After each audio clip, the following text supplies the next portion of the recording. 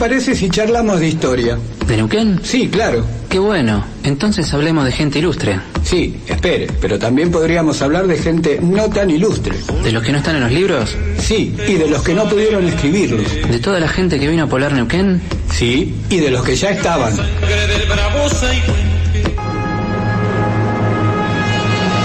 Oiga, tenemos que volver al año 1916 y evitar la fuga de presos y la tragedia de Zainuco. Espere, pero entonces no podríamos hablar más de ese tema. Tiene razón.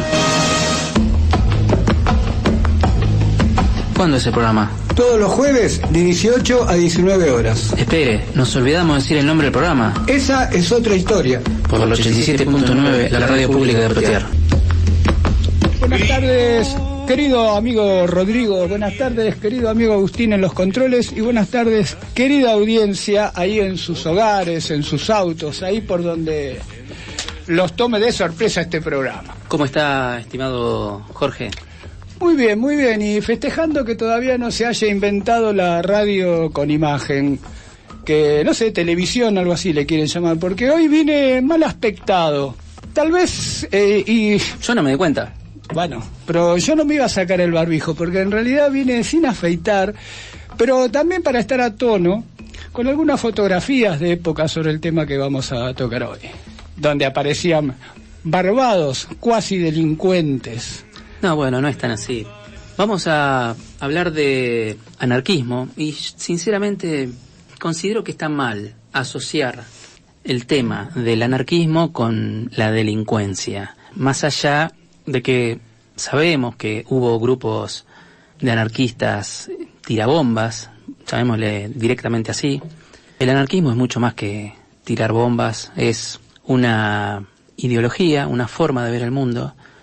No dejo de ver, no dejo a veces hasta de admirar esa mirada, porque en realidad es una mirada donde no está como referencia, como puede pasar en estos momentos, el mercado, la economía, o sea, sí la economía, pero no la economía en tanto... Ordenador social, digamos, ¿no?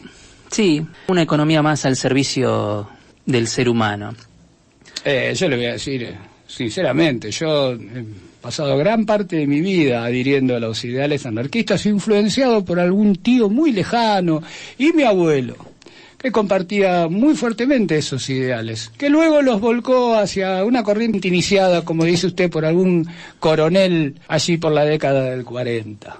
Mi referencia tenía que ver con que uno si ve fotos de la época, cuando muestran a los anarquistas, siempre los muestran muy mal aspectados, como cuasi delincuentes. Sí, porque en realidad todas las fotografías que vemos de anarquistas son tomadas por la policía cuando estaban en la comisaría, luego de haber sido bastante acomodados. Claro. Luego de pasar y más o menos las jornadas gratis y más o menos quedan eso. Así como está usted ahora. Claro, sí señor. Vamos a hablar del anarquismo en Neuquén. ¿Qué lo hubo? ¿Qué lo hubo? Muy poquito. Este tema surge después de haber leído un trabajo muy bueno de un historiador regional, de Hernán Escandizo, que escribe bastante sobre estos temas. Se ve que le gusta, porque además tiene investigaciones muy importantes, muy serias, y aparte un sentimiento fuerte hacia estos temas. Eso fue lo que provocó, que dio inicio a que eligiéramos el tema ese para este programa. Y como siempre, vamos a arrancar dando un contexto general, un contexto nacional, para después relacionarlo directamente con hechos que ocurrieron acá en Neuquén. Por ahí a principios del siglo pasado. A principios del siglo XX, como usted bien recordará. Mire, Rodrigo, así como me ve, debería tenerme un poco más de miedo cuando se refiere a esas cosas o hace chistes con mi edad. Pero no, lo que pasa es que yo no sé bien su edad. Usted, como ha manifestado que estuvo en algunas revoluciones como la Revolución del Parque, es que en realidad... Como también se acuerda muy claramente del golpe a Irigoyen, entonces a mí me confunde todo eso. No es una cuestión de edad, yo solo tengo 18 años. Nació en un año bisiesto. Exactamente, ahí está. Yo cada 4 años hago un mini festejo.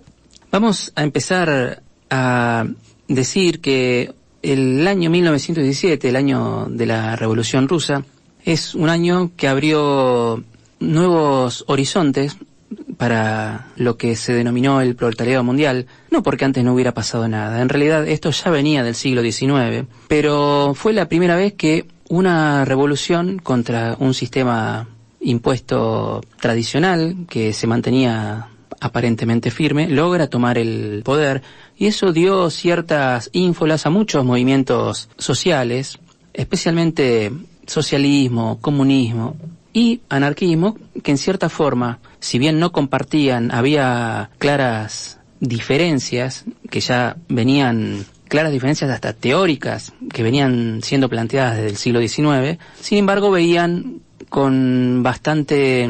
¿Simpatía? No sé si la palabra simpatía, veían con bastante asombro de que había triunfado una revolución, que no era la de ellos, pero también otra forma de ver el mundo, donde estaba en cierta forma el ser humano por encima de un sistema que lo tenía más que nada como sirviente y no como protagonista. El movimiento obrero acá en Argentina se estaba un poco recomponiendo del disciplinamiento impuesto por bastantes años de alta desocupación y por la represión que se empezó a manifestar en los momentos previos al centenario de la Revolución de Mayo.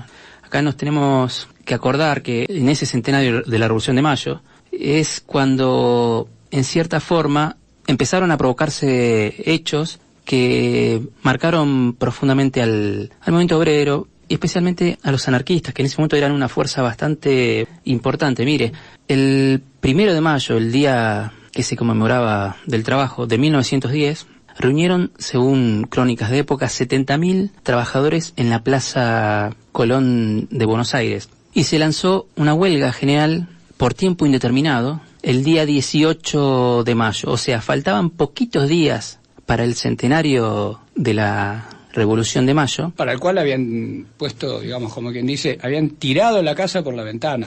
Exactamente, habían invitado a diestra y siniestra a todas las personalidades del mundo. Se había preparado la ciudad para un festejo que en realidad no era el festejo de todos, era el festejo de una élite que, si bien es cierto, había forjado, había cimentado en cierta forma una incipiente nación, una joven nación, pero como hemos dicho en algunos otros programas, no era para todos. Había gente que quedaba afuera de ese granero del mundo, de esa nación que se vislumbraba a futuro como una posible potencia del mundo.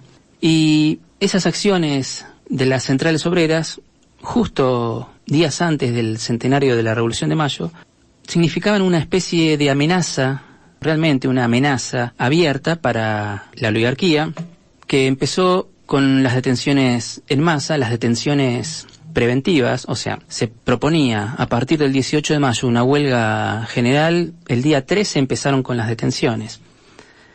Unas detenciones que se centraron directamente sobre los dirigentes de las centrales obreras, los redactores de los diarios anarquistas, La Protesta, La Batalla, por nombrar a los dos más conocidos. Se decretó el estado de sitio. Imagínense qué situación, todas las delegaciones del mundo viniendo al festejo patrio. Y seguramente se quería demostrar hacia el mundo una nación pujante, pero a su vez con orden, disciplina, porque siempre estaba sobrevolaba esa idea de que éramos como una especie de pequeña Europa dentro de este continente. Entonces imagino que estas protestas generarían pero ¿cómo puede ser esto? Justo ahora que vamos a hacer este festejo, quieren venir a pisarnos la torta. Así como se decretó el estado de sitio, empezaron, las detenciones en masa, y también empezaron los grupos civiles, denominados nacionalistas, a organizar marchas antiobreras. Empezaron con la quema del local del diario La Protesta, el del diario La Vanguardia. Empezaron a quemar bibliotecas obreras. Si hay algo que caracterizaba a todas estas organizaciones, tanto anarquistas como socialistas, era su carácter ilustrado. Eran gente muy, muy leída, muy de hacer de los periódicos, de los diarios, sus elementos de propaganda. gente bastante ilustrada. Y le decía que empezaron esos grupos nacionalistas, primero quemando los locales de los diarios, con el tema de las consignas, muere el anarquismo, abajo la huelga, bueno, clásico, viva la patria, mueran los enemigos de la patria, mueran los extranjeros, porque había un alto número de personas que realmente eran extranjeros, venidos de Italia, de España, de Rusia, que traían un poco ese conocimiento, también muchas luchas revolucionarias que después las volcaron en las luchas locales acá del país. Todo cosa que, si me permite, también habían hecho en su momento, unos 100 años antes, San Martín, Belgrano. Habían venido de Europa con nuevas ideas, con las ideas revolucionarias de la época, y gestaron justamente la independencia de este país.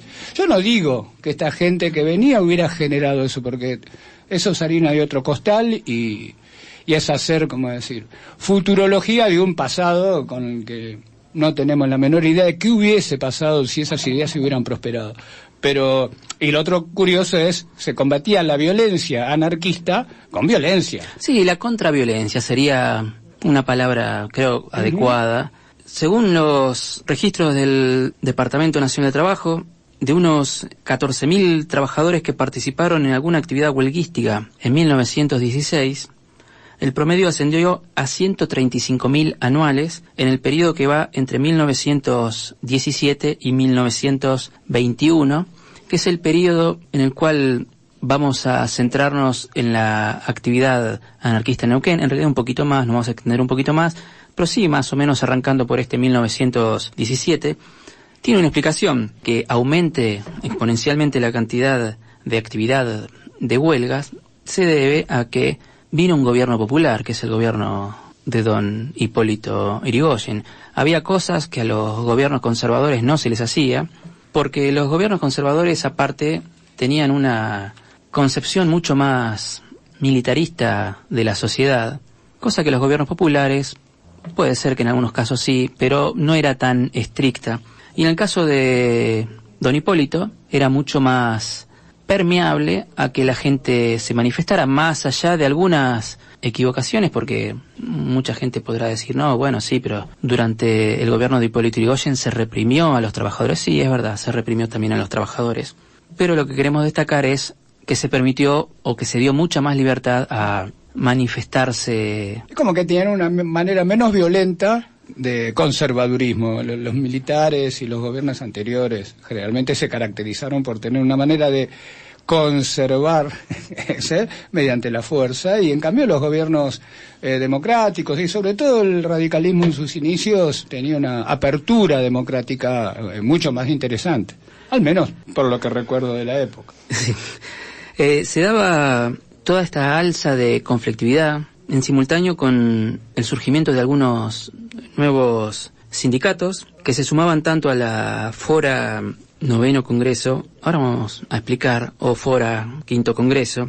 La Fora es la Federación Obrera Regional Argentina, algunos le decían la Fora Sindicalista, y estaba la Fora Quinto Congreso, la Fora Anarquista, que en realidad esa división entre los anarquistas y los sindicalistas de la Fora hizo que justamente en el año 1915 se dividieran en esas dos vertientes.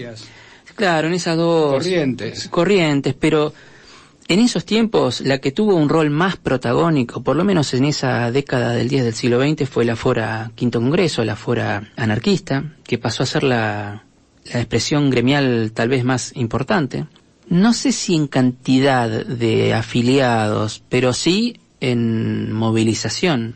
Es una corriente que se inició más allá de que se expresó directamente en el año 1915 con la división de las dos foras. Se inició en el siglo XIX, fines del siglo XIX, y tuvo una duración prácticamente hasta la década del 30, casi 40. Después vino el peronismo y un poco que se diluyó todo eso. Recuerdo a una artista acá de la región, a Marta Such, cuando contaba que su familia se dividía entre socialistas y anarquistas. Eran todos o socialistas o anarquistas, a excepción de su padre, Emiliano Such, que era peronista. Era como la oveja negra de la familia. Estamos hablando en la década del 40. Y ella después manifestaba, decía que Emiliano, su padre, se hizo peronista cuando se dio cuenta que todo eso por lo cual luchaban los socialistas, los anarquistas, de golpe se hacía realidad sin necesidad de revolución, sin necesidad de tomar las armas, sin necesidad de que se caiga nada. De golpe vino un movimiento que leyó todo eso, no adhirió directamente a esas doctrinas, pero lo leyó y tomó muchas de sus reivindicaciones, de sus luchas. Y la gente lo tomó rápido porque no había que esperar a hacer una revolución, no era una construcción que había que hacer de ahora en adelante para que nuestros hijos o nuestros nietos disfrutaran, sino que la misma gente de ese momento podía llegar a ver los resultados sin tener que morirse pensando que tal vez sus descendientes vieran concretados esos logros. Como anécdota le voy a contar que el Congreso de la Fora, del Quinto Congreso, o sea, la Fora, Quinto Congreso, la Fora anarquista, en su primera declaración saludó al compañero Salvador Planas. ¿Quién era Salvador Planas? Bueno, era un compañero anarquista que había atentado fallidamente contra el presidente Manuel Quintana. La primera declaración de la Fora Quinto Congreso fue saludando a el compañero Planas, que había tenido la mala suerte que la pistola no le funcionó cuando lo tenía ahí a tiro al presidente mala Manuel. Suerte para él, en todo caso buena suerte para Quintana. Él tuvo mala suerte, claro, no, porque después cuando lo agarraron... Claro, tampoco tenía con qué defenderse. No la pasó bien después imagino. Ese muchacho. Hay un libro que retrata muy bien esa época, que es el de Osvaldo Bayer, Anarquistas Expropiadores. Mire, si de algo sirve este programa, que sirva por lo menos para recomendar la lectura de ese libro, porque pinta muy bien lo que fue esa época, los temas de, bueno, los anarquistas, como decíamos al principio, tirabombas, algunos anarquistas famosos, Severino Di Giovanni, Simón Radowisky, que fue el que atentó contra Ramón L. Falcón. También habla de los episodios de la represión a los anarquistas de la Fora en distintas localidades del país. Bueno, y habla de todos los encubrimientos y miserias del poder de esa época. También habla de los negociados de la Tierra del Palomar, etcétera, etcétera. Pero puntualmente de los temas que hacen al anarquismo nos pinta un conocimiento que es bastante interesante, ¿no? Es que convengamos que si esas ideas hacen pie en el proletariado, en los obreros, es porque la situación de los obreros, de los trabajadores en esa época era paupérrima en relación a los derechos, ¿no? Entonces era lógico.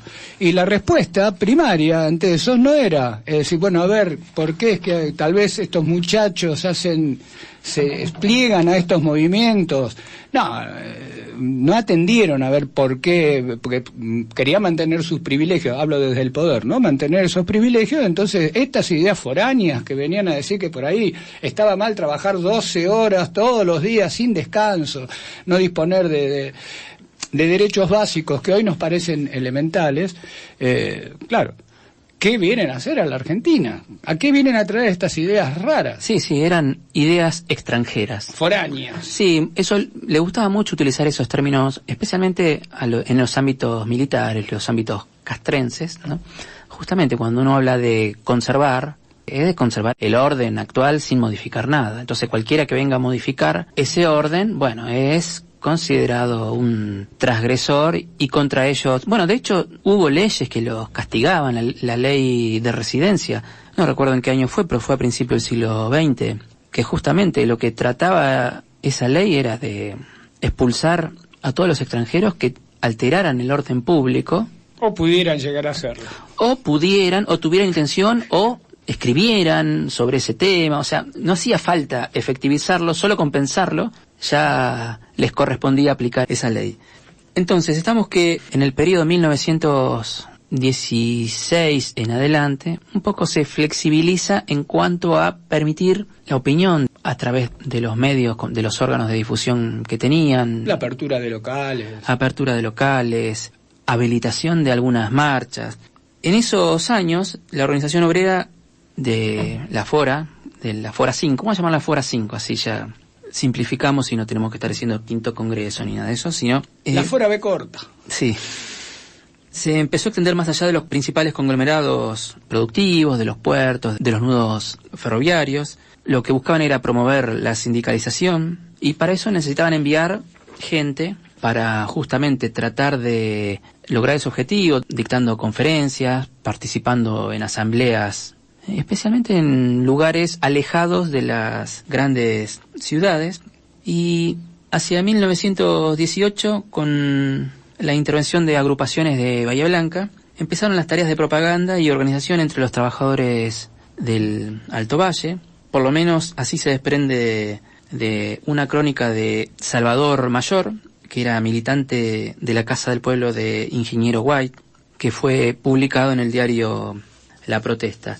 Este Salvador Mayor no tiene nada que ver con Salvador Planas que mencionamos anteriormente. El otro fue el que atentó contra Quintana, el presidente Quintana. Mira, es interesante también, es una historia de película la de Salvador Planas por distintos motivos, no se la voy a contar toda. Más allá de que su accionar fue reivindicado por toda la prensa anarquista, fue condenado a 10 años de prisión justamente por esa tentativa de homicidio y el 6 de enero de 1911 huyó de la Penitenciaría Nacional junto con otro anarquista, Francisco Solano Regis.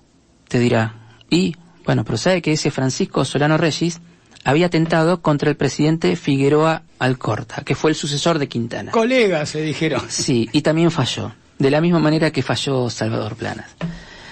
Algunos dicen que Simón Radowisky, que también estaba con ellos ahí en la cárcel, se iba a fugar con ellos. ¿Por qué no se fugó?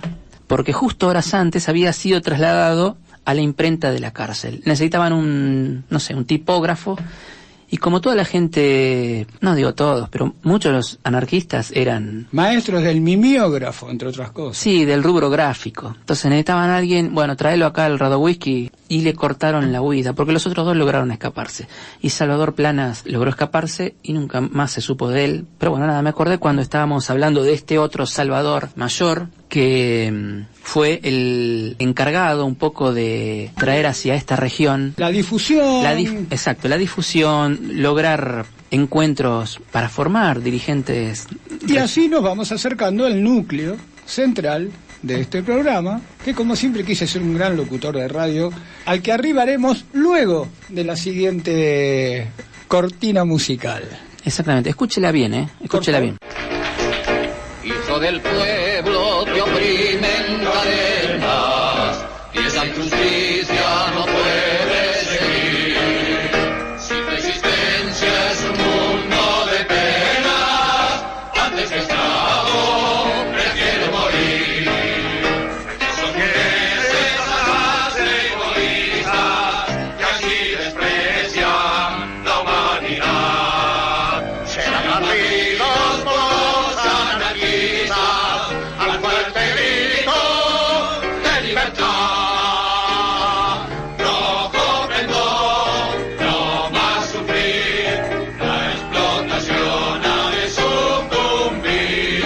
Levántate, pueblo leal, al grito de revolución social.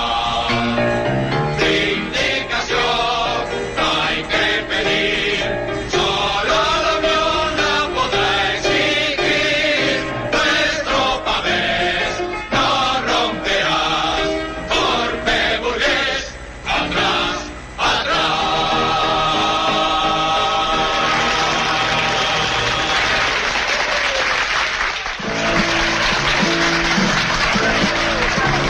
¿Dónde vas con paquetes y listas? Que deprisa te veo correr. Al Congreso de los anarquistas para hablar y hacerme entender. Explicadme un momento siquiera, anarquista, ¿qué quiere decir?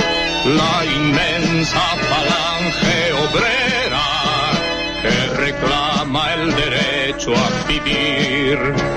El obrero que suda y trabaja, dime cómo es que puede estar mal. pues el burro que come la paja lleva el grano para otro animal. Es extraño, pero